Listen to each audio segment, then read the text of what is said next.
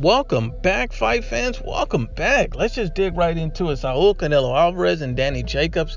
That would be a very, very good fight. And one interesting statement that Danny Jacobs made was basically to the effect that if they fought at 168 pounds, that it would be a totally different fight. And this is a direct quote from Danny Jacobs. When people asked if he'd be willing to fight Canelo Alvarez at 168 pounds, and this is his direct response: to me, that's a slaughter. So would Daniel Jacobs slaughter Saul Canelo Alvarez at 168 pounds? And we're going to be honest and unbiased. I like Danny Jacobs. I think he's a tremendous level fighter. I think since he has the size and reach advantage over Canelo Alvarez, he's a full-fledged middleweight, and he could probably easily move up to 168. Danny Jacobs is going to be a challenge for anybody he fights. He's completely different from Triple G in the fact that he's an elite level boxer similar to Saul Canelo Alvarez, and he has power. So he's going to be a challenge no matter who he fights. And when you look at Canelo Alvarez and when you see his small stature, a lot of guys underestimate him and, think because he's small. And maybe that's what Daniel Jacobs is seeing too, seeing that, Canelo Alvarez may not be the biggest guy. He thinks moving up in weight, and because he's already the natural bigger man, that he'd be able to just slaughter Canelo Alvarez at 168. And I'm just going to be honest and unbiased in regards to that statement.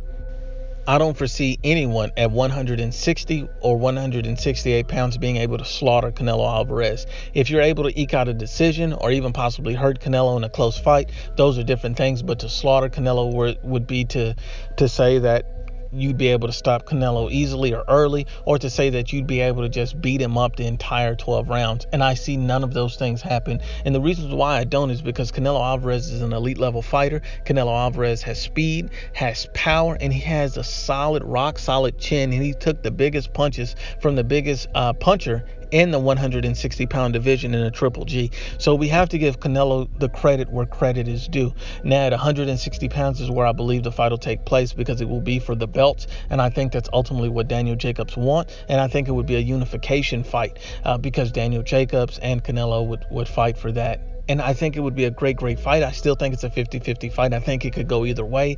And I also think that, Canelo Alvarez and Daniel Jacobs, because both of these guys are such great boxers, because Daniel Jacobs has a height and reach advantage, but Canelo Alvarez works the body extremely well. He has a solid chin. And Daniel Jacobs has shown, that he could be hit cleanly on the chin at times, because he likes to mix it up. We'll see if Daniel Jacobs sits there in front of Canelo and mixes it up, because we've seen Canelo do that with Triple G. We'll see if these two guys do that. I think that would be a big telling part of the fight, and that's to see who wins, because we know that Canelo Alvarez can show the world that he's an elite level counterpuncher, but Danny Jacobs could do the same. So this will be a true boxing chess match. A lot of people are saying it's going to be one way or the other, but in my opinion, I think it's a true 50-50 fight, and I think that may the best man win. But of course, if Canelo moved up to 160, I think it'll be nowhere near a slaughter. I think Daniel Jacobs would have his hands full in either fight. Once again, unbiased as always is the Ibfp. Please share, like, and you must absolutely subscribe.